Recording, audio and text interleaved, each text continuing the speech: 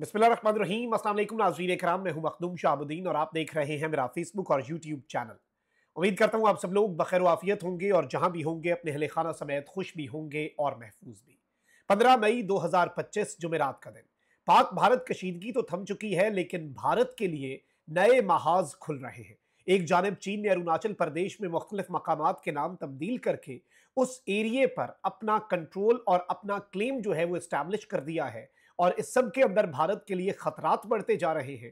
तो वहीं दूसरी जानब चिकन नेक 7 सिस्टर स्टेट्स जिधर हैं भारत की, वहां पर चीन एक बांग्लादेश के इश्तराक के साथ एयरबेस बनाने जा रहा है, और वो एयरबेस पाकिस्तान जो है वो उसमें अपनी कॉपरेशन प्रोवाइड करेगा।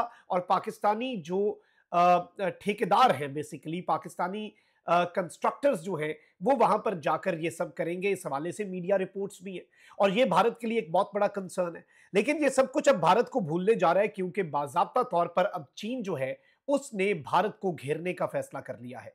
बहरी बेड़ा जो है वो बहराए हिंद के अंदर दाखिल हो चुका है, और इस वक्त चाइना की ये जो एक वॉरशिप आई है और इसने जो भारत के अंदर कोहराम मचाया है वो अनप्रेसिडेंटेड है। चाइना के इस हालिया मूव पर बात करते हैं, और अब चीन भारत तसादुम जो है उसका खतरा भी पैदा हो चुका है। वहीं दूसरी जानिब नरेंद्र मोदी जो है वो इस सब में किसी भी तरह से पीछे हटता हुआ हमें नजर नहीं आ रहा। भारतीय फौज जो है उसने एक बहुत बड़ा क्लेम किया है।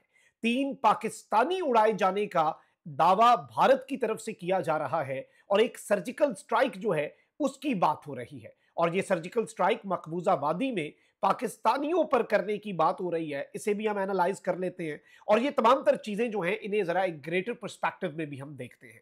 सबसे पहले तो नाज़रीन इकराम, अगर अभी तक आपने इस चैनल को सब्सक्राइब नहीं किया, सब्सक्राइब कर लें। आपके लाइक्स और कमेंट्स हमारे लिए बहुत ज्यादा इंपॉर्टेंट हैं, तो लाइक कमेंट शेयर करना भी मत भूलिएगा।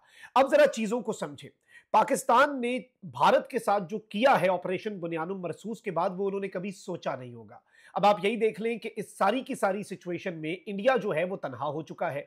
डिप्लोमेटिकली भारत जो है उसके पास अब ऑप्शंस कम है।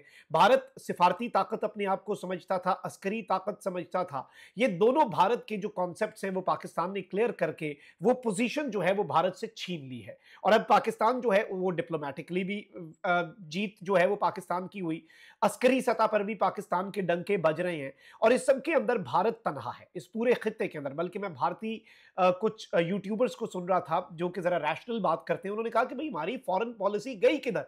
भूटान हमारे से नाराज, श्रीलंका हमारे से नाराज, नेपाल का हमारे साथ फटा, मालदीव्स का हमारे साथ फटा, बांग्लादेश, चाइना, पाकिस्तान, कोई एक मुल्क हो जो हमने अपने चारों तरफ बख्शा हो, जिसे जिसे छोड़ा हो और अब वो हमारे खिलाफ ना हो। तो इस वक्त ये चीज आप समझिएगा कि भारत की तन्हाई, और इस सब के अंदर आपको हम पहले ही खबर दे चुके हैं कि चाइना एयर बेस बनाने जा रहा है बांग्लादेश के साथ और इंडियन बॉर्डर पर। अच्छा, फिर इंडियन जो है वो ये बात करते हैं कि बांग्लादेश अगर खुद भी यहां पर एयरबेस बनाता, हमारे लिए कंसर्न था, ये तो चाइना की कोलैबोरेशन से बन रहा है, और पाकिस्तान का फैक्टर भी इसके अंदर आ गया। पाकिस्तान वहां से भी मेहनत तुंद है।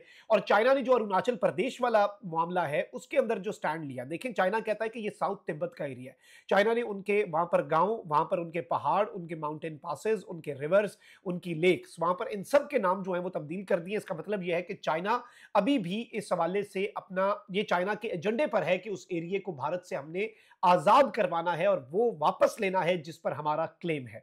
ये एक बहुत बड़ी डेवलपमेंट है। अच्छा, वहीं दूसरी जानिब अब टाइम्स नाउ भारतीय जरीदा क्या रिपोर्ट कर रहा है कि Chinese spy ship in the Indian Ocean, China की स्पाई शिप जो है वो इंडियन ओशन में आ चुकी है। And as per open source intelligence experts, a Chinese ship Da Yang Ji Hao has been spotted heading towards Sri Lanka.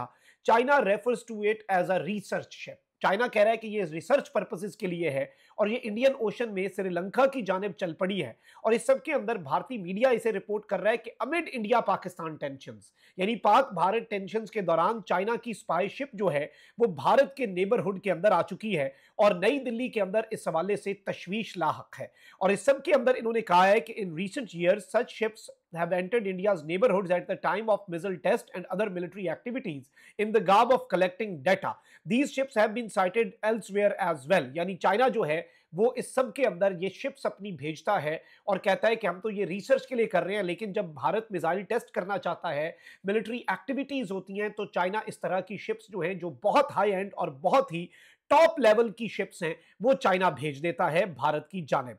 और इस सब के अंदर मैं आपको ये बता दूं कि इन्होंने कहा कि ये जो स्पाई शिप है ये 2019 में आई, जो कि मोस्ट एडवांस्ड वेसल है चाइना की, जो फ्लीट है उसकी, और इसे फ्लोटिंग लेबोरेटरी कहा जाता है। यानी इसमें इतना कुछ है और ये पूरे का पूरी एक एक चीज जो है वो इकट्ठी कर सकती है। और the ship can map ocean floors, ये ओशन की तमाम तर चीजों को track missiles and catch readings of submarines, जो सबमरीन्स चल रही हैं उनकी रीडिंग्स को भी कैच कर सकती है। ये सर्वेलेंस, भारत का ये इल्जाम है कि ये बेसिकली ओशन के अंदर, इनका क्लेम है चाइना का कि हम साइंटिफिक रिसर्च कर रहे हैं और मेरीन रिसोर्स सर्विस कर रहे हैं, लेकिन ये इस सब के अंदर सर्वेलेंस करते हैं, स्पाइंग करते हैं। और अगर ये हमारे नेबरहुड में आ रहे हैं तो इसका मतलब है कि भारतीय नेवी की मंजी ठोकने जा रहे हैं ये, और हमारी नेवी को अमलन देखें, जब आपकी चीजें एक्सपोज हो जाएं दुश्मन पर, जब आपकी डिटेल सारी आ जाए, फिर आपके पास जितनी मर्जी ताकत हो आप कुछ नहीं कर पाते। यही मामला राफेल के साथ हुआ, जब पाकिस्तान के पास एक एक चीज आ गई और हमने उनका पूरा सिस्टम जैम कर दिया, तो फिर आपको पता है कि किस तरह से चीजें हुई हैं। अब ये जो सूरत हाल है नाज़रीन कराम, भारत के अंदर जो इस वक्त रोला डल चुका है, भारत के अंदर इस वक्त आहो बका चल पड़ी है कि चाइना ये सब करने जा रहा है, और वो भी इंडिया पाकिस्तान टेंशंस जो अभी भी बरकरार हैं उनके दौरान। अब इसमें एक थ्योरी ये भी है कि नरेंद्र मोदी, आपको पता है कि रीग्रुप हो रहा है और वो नेवी को भी यूज कर सकता है। तो इस सिनेरियो के अंदर आप देखें कि चाइना जो है वो मैदान में आया है और भारत को इतना बड़ा धचका लगा है कि आप उसके अंदाजा भी नहीं लगा सकते। और ये वहमो गुमान में भी नहीं था इंडिया के कि चाइना उधर से हमें घेर लेगा। ये एक फ्रंट की जंग नहीं जीत सके, ये टू फ्रंट कैसे जीतेंगे? अभी तो हमने थ्री फ्रंट खोलने जा रहे हैं आपके साथ। बांग्लादेश पर भी, बांग्लादेश वाली साइड से भी हम जो आपके साथ करेंगे, और बांग्लादेश जो करेगा आपके साथ, आपको आने वाली नस्लों तक याद रखना पड़ेगा। और इस वक्त चीजों को समझिए। अच्छा, वहीं दूसरी जानिब इस वक्त भारतीय मीडिया जो है वो एक नए काम पे लगा दिया गया है, क्योंकि जाहिर बात है जंग से तवज्जो हटानी है, जंग के अंदर शिकस्त से तवज्जो हटानी है, और जो ट्रंप ने भारत के साथ कर दिया है उससे तवज्जो हटानी है। एनडीटीवी कह रहा है drone footage shows terrorist hiding in shed before fierce Jammu and Kashmir encounter. मकबूजा वादी के अंदर ये कह रहे हैं एक बहुत डेडली किस्म का एनकाउंटर हुआ है, और ये जो एनकाउंटर हो रहा है ये बेसिकली स्क्रूटनी हो रही है और ट्रैकिंग ऑफ टेररिस्ट मूवमेंट हो रही है पहलगाम के इंसिडेंट के बाद। और इस सब के अंदर अब ये क्लेम कर रहे हैं कि 3 दहशतगर्द जो हैं सिक्योरिटी फोर्सेस के साथ एक एनकाउंटर के अंदर मारे गए हैं, और ये बेसिकली मकबूजा वादी के पुलवामा के अंदर। और इसमें अब CNN न्यूज 18 जो है भारतीय मीडिया आउटलेट है, वो कहती है कि 3 terrorist killed in Pulwama encounter, police से that their role in Pahalgam attack under probe. यानी 3 जो दहशतगर्द हमने पकड़े हैं, जिन्हें हमने मार दिया है, अब पुलिस ये कह रही है कि हम इसकी तहकीकात कर रहे हैं कि इनका किरदार पहलगाम के इंसिडेंट में क्या था। ऑल्दो भारत का मीडिया जो है वो इन्हें पाकिस्तानी टेररिस्ट कहना ऑलरेडी शुरू हो चुका है, बिल्कुल उसी तरीके से जिस तरीके से पहलगाम का इंसिडेंट हुआ, और उस इंसिडेंट को हुए 10 मिनट नहीं हुए और FIR दर्ज हो गई जिसमें फॉरेन हैंड्स का जिक्र हो गया। तहकीकात अभी भी जारी है। इनका फॉरेन मिनिस्टर परसों आकर कह रहा है, इनका foreign ministry of foreign affairs का तर्जुमान, वो परसों आकर कहता है कि जी तहकीकात अभी भी जारी है पहलगाम की। तो बंदा सवाल पूछे, तहकीकात जारी है लेकिन तुम लोगों ने तहकीकात मुकम्मल होने से पहले ही जंग छेड़ दी और उसमें भी गंदे हो गए। मतलब इस पर तो डबल छितर बनते हैं। पहले तो इस बात पे छितर बनते हैं कि तहकीकात अगर जारी थी तो आपने एक मुल्क पे इल्जाम लगा के उस मुल्क के ऊपर आपने स्ट्राइक कर दी। अच्छा, दूसरा इस बात पे छितर पड़ते हैं कि आपने जंग शुरू की और उसमें भी हार गए, मतलब अपनी मर्जी से आपने शुरू की। देखिए, जब आप पे जंग मुसल्लत होती है फिर तो आपने लड़ना होता है, लेकिन वो कहते हैं ना कि don't start a war you know you are going to loose.